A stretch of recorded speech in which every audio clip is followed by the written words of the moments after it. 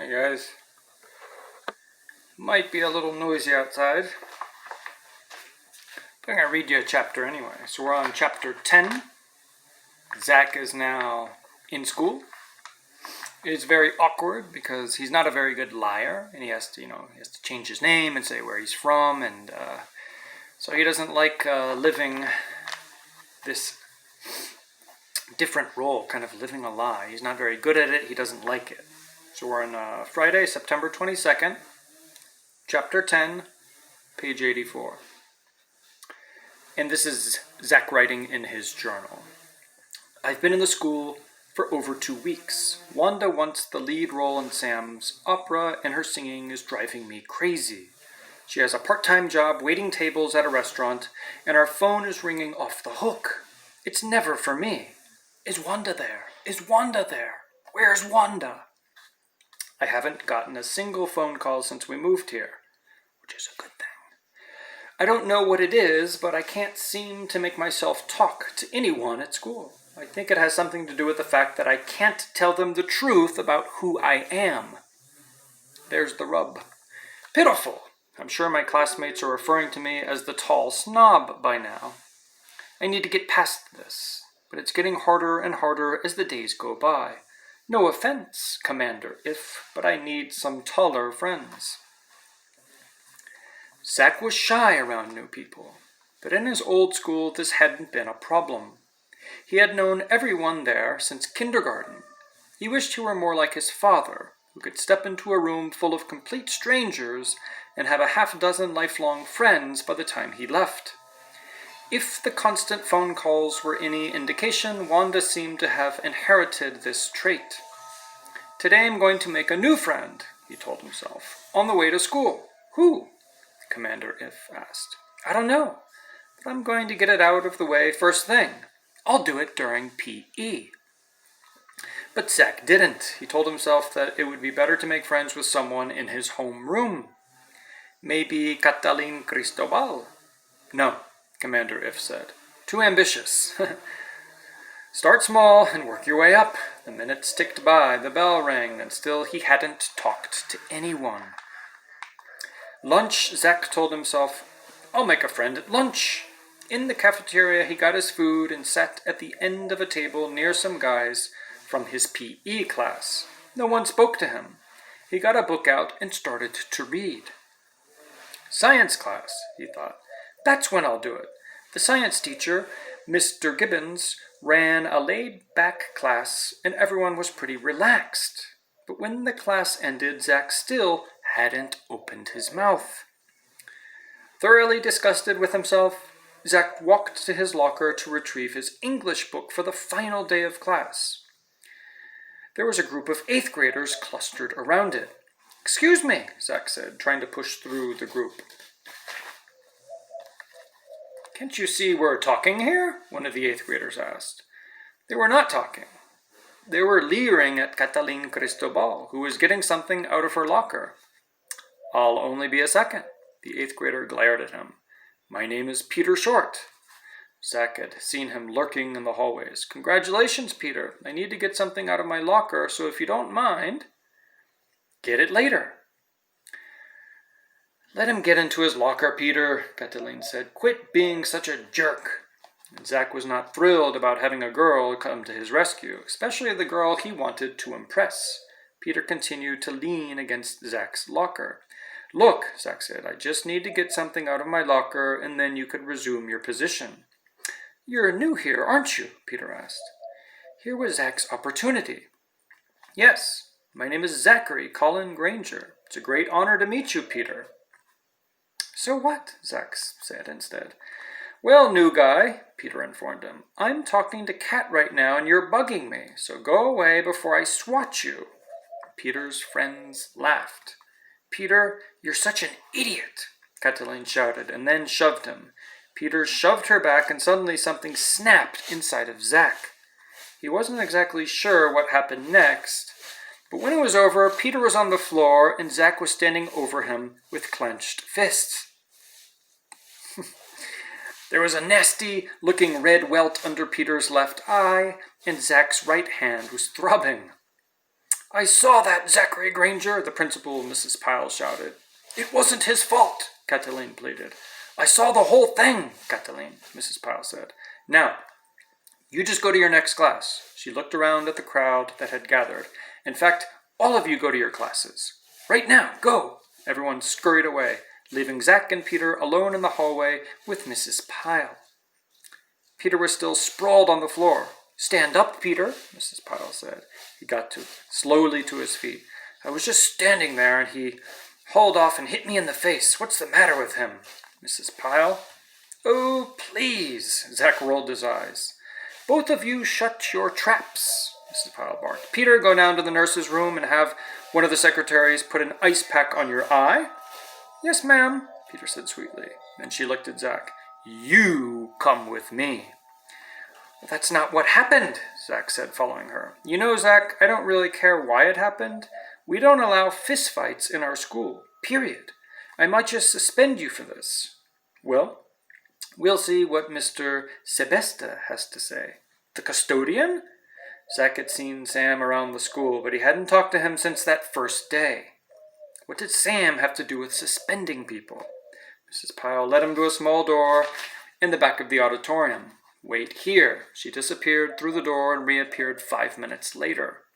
He's ready for you. I don't understand. What does Sam... Just go in, Mrs. Pyle said irritably. Mr. Sebesta will bring you to the office when he's finished. Finished with what? Zach thought, as he stepped nervously into the dimly lit, narrow corridor running beneath the stage. At the end of the corridor was an open door with a bright light shining through it. Come on in, Sam called, and Zach walked toward the light. Sam was sitting on a scarred but tidy workbench with his feet dangling over the edge.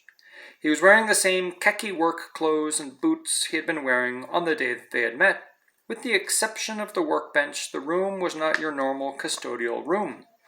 It was huge, taking up the entire area beneath the stage. On the ceiling were several trapdoors with large numbers stenciled on them.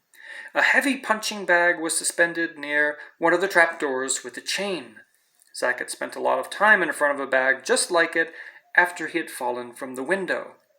Next to the punching bag was a weight set, which explained the muscles in Sam's arms and chest. Above the long working bench was a shelf filled with books, CDs, and an expensive-looking stereo system. At the far end of the bench was a leather recliner. Standing above the recliner was a life-size mannequin wearing a full-length black cape and a mask. Zach stared at the Phantom. He was reminded of his Caped Crusader days. That's the Phantom's costume for the opera, Sam explained. Zach glanced around the workshop. Eric lived beneath the Paris Opera House. Your room is beneath the school theater. That's right, but there's no underground lake, at least not that I know of. I don't understand. Why Mrs. Pyle brought me down here? Sam smiled. Let me see your hands. What for? The last person who had asked to see Zach's hands had been Agent Pelton, and that had not gone very well. Just hold them up for a second. Zach did. Big hands. Sam jumped off the workbench and opened a cupboard underneath the workbench. He pulled out a pair of boxing gloves. Try these on for size. Well, I'm not going to box with you. From what Mrs. Pyle said about your right cross, I don't want to box with you either. You might knock me out. He handed Zach the gloves. Just put them on. Why? Sam walked over to the punching bag and slapped it with his hand. Before we talk, I want you to beat up the bag for a few minutes. Gets rid of the tension. Over the years, half the boys in this school, and some of the girls too, have been in here and to have it out with my bag. Your friend Peter has been in here more than a dozen times. Well, he's not my friend. Well, I gathered that. Put the gloves on. Zach slipped both gloves on and tightened the laces with his teeth. Sam raised his eyebrows. I see you've had gloves on before. Zach held the gloves out for Sam to tie. How do they feel? Well, they're a little small. Do you know the routine? Zach nodded.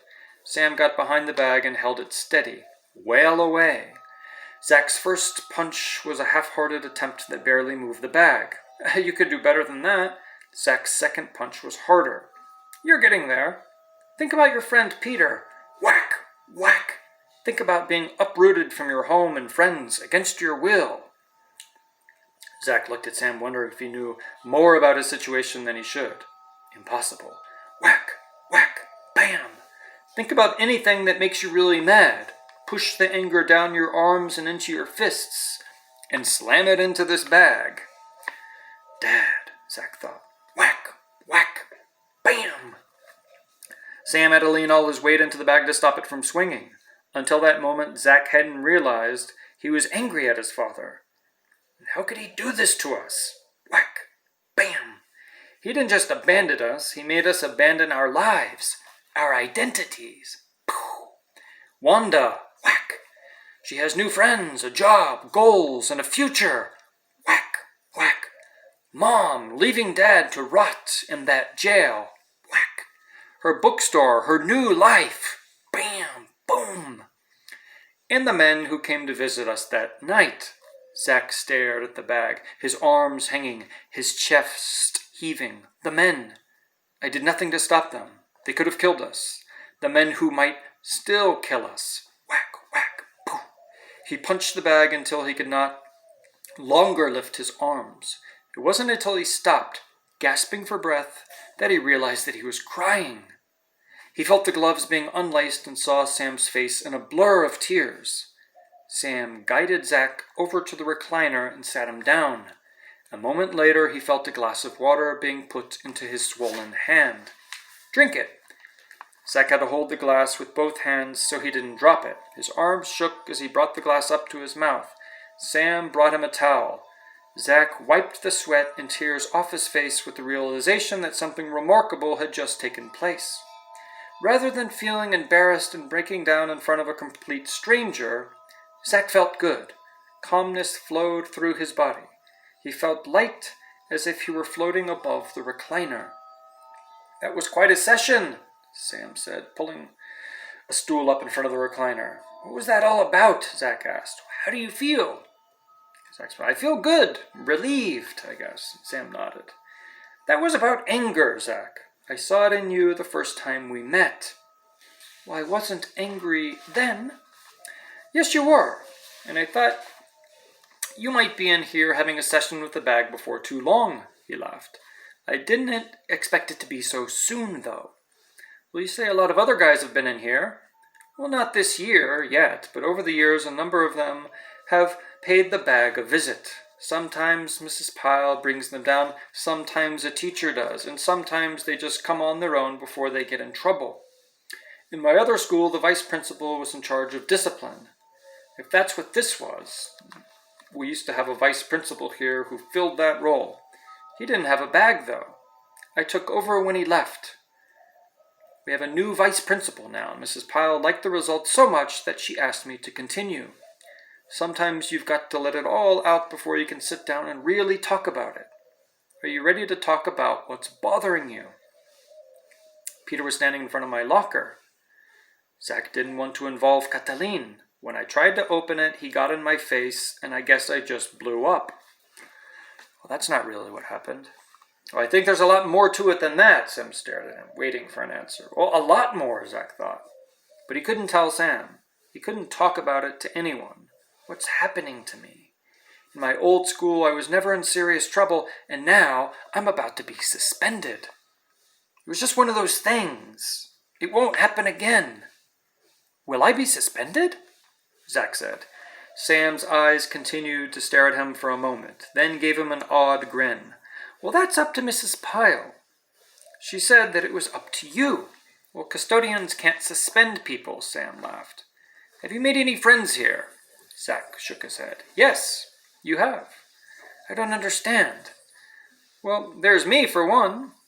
I know that I may not be exactly what you have in mind when you think of a friend, but you're welcome to come by here any time. For the bag? If you like, but you could just come by here and say hello or just talk.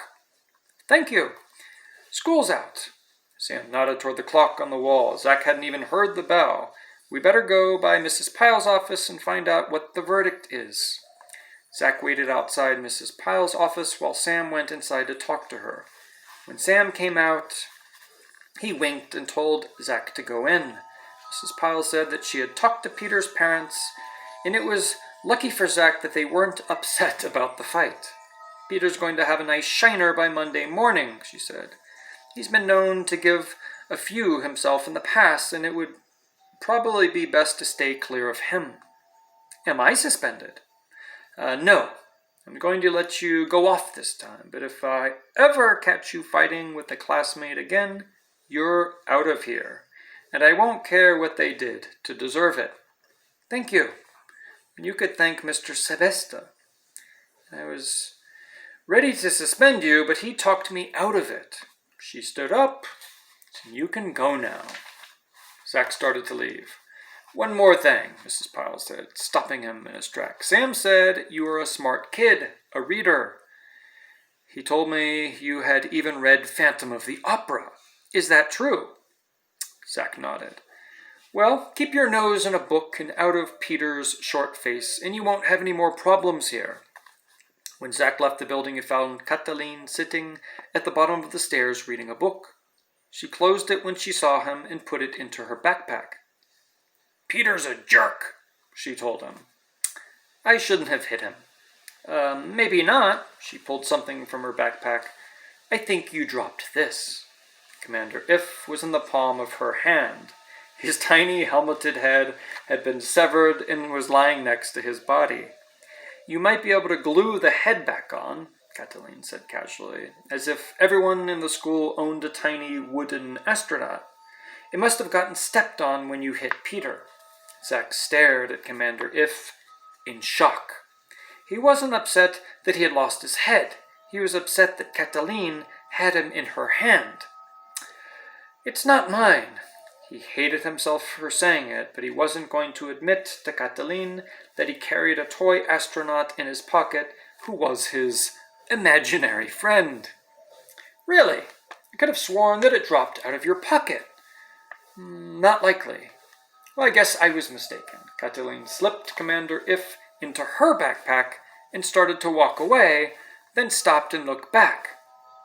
Zach! I like the color of your eyes. Oh no, it's always this. A wrinkle in time, oh no. Blue lies, Zach thought, and he watched her until she turned the corner. End of chapter 10. Oh no. All right, here we go again. No, stop. Settle down.